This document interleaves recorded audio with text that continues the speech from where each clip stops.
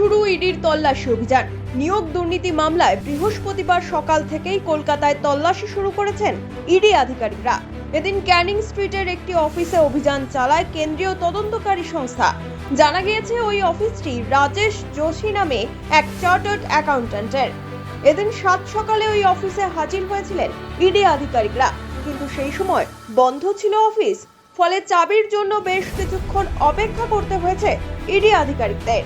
তদন্তকারীরা অফিসের ভিতরে থাকা সব নথি খতিয়ে দেখবেন বলে জানা গিয়েছে।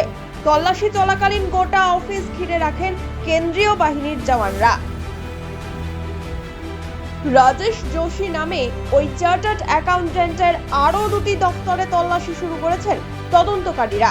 কাঁকুরগাছি এবং মানিকতলায় দুটি অফিসে সকাল থেকে শুরু হয় তল্লাশি অভিযান। মানিকতলা রোডে একটি বহুতলেও তল্লাশি অভিযান শুরু করেন তদন্তকারীরা। কয়েকদিন আগেও কলকাতা শহরের একাধিক জায়গায় নিয়োগ দুর্নীতির তদন্তে তল্লাশি চালায় ইডি। তবে কিসের সূত্র ধরে এই চার্টার্ড অ্যাকাউন্ট্যান্টের বাড়িতে এবং অফিসে তল্লাশি অভিযান তা এখনো স্পষ্ট করে জানা যায়নি। এদিকে ইতিমধ্যেই বাকিপুরের 100 কোটির সম্পত্তির হদিশ পাওয়া গিয়েছে।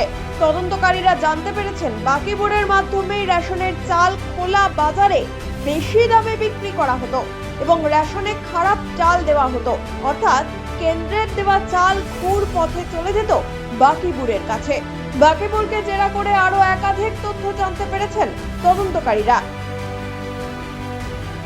প্রসঙ্গত উল্লেখ্য, গত কয়েক মাসে রাজ্যের একাধিক নেতা মন্ত্রীকে গ্রেফতার করেছে ইডি।